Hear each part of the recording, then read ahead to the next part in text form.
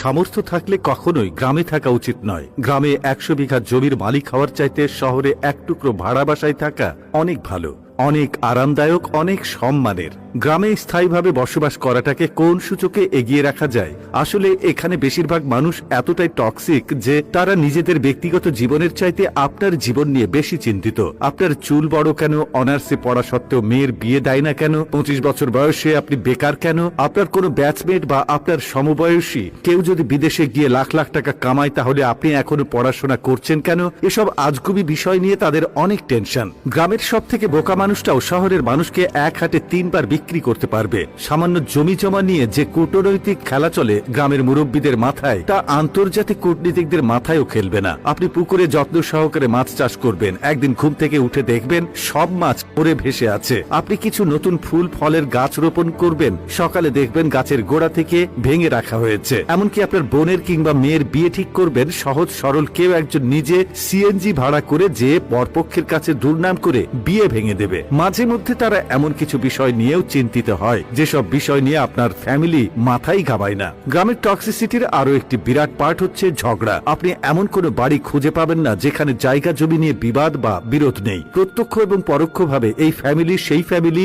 একজন আরেকজনের সাথে ঝগড়ায় লেগেই থাকে। 1 ইঞ্চি জায়গা জমি নিয়ে মামলা মোকদ্দমা, অশ্লীল ভাষায় গালি, মাথা ফাটি চলতেই থাকে হর হামেশাই। এইজন ওইজনের নামে গোপনে প্যাঁচ লাগিয়ে ঝগড়া বাঁধিয়ে দেওয়া, কাউকে পছন্দ না হলে তাকে নিয়ে গ্রামের জনে জনে কুৎসা রটনা করা, এমনকি বিবাহের প্রস্তাব আসলেও গোপনে প্যাঁচ লাগিয়ে দেওয়া যেন গ্রামের মানুষের নিত্যদিনের কাজ। গ্রামের বেশিরভাগ মানুষ এতটা অজ্ঞ যে তারা সফটওয়্যার ইঞ্জিনিয়ার বোঝে না, ইলেকট্রিক্যাল ইঞ্জিনিয়ার বোঝে না, এমনকি এমবিবিএস ডাক্তার মানেও তারা বোঝে না। তাদের কাছে সরকারি চাকরি মানেই পুলিশ হোক সে কনস্টেবল, আর্মি হোক সে সৈনিক, পিয়ন কিংবা প্রাইমারি স্কুলের শিক্ষক, এগুলোই তাদের কাছে সরকারি চাকরির মানদণ্ড।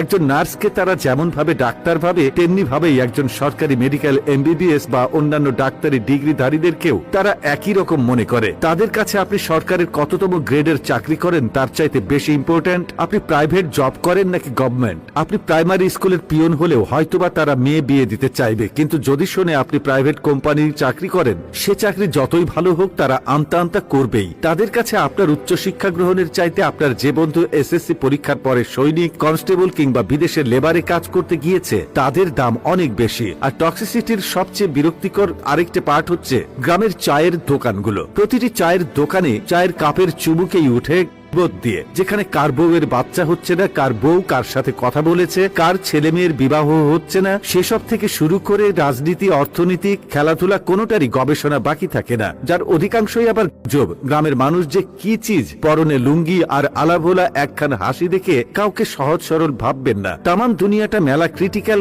ডিপ ফোকাস না করলে টেরি পাবেন না। এত সবের মাঝেও আপনার গ্রামে কিছু শুভাকাঙ্ক্ষী থাকে যারা আপনাকে বোঝার চেষ্টা করে, যারা অন্যের জীবন নিয়ে এতটা আগ্রহী বা উৎসাহী নয়। তারা মানে যে উচ্চশিক্ষা গ্রহণের চাইতে বিদেশ চলে যাওয়া কিংবা কোনো কাজে লেগে পড়া কখনো বেটার অপশন নয়। যারা কিনা চায়ের কাপে মিথ্যা ও গুজবের ধোঁয়া ওঠায় না, তাদেরকে স্যালুট। তারা আজীবন সম্মান প্রাপ্য। কথাগুলো বলার উদ্দেশ্য কাউকে তিক্ততার মধ্যে ফেলা বা কাউকে কষ্ট দেওয়া নয়। সবাই ভালো থাকবেন, ধন্যবাদ।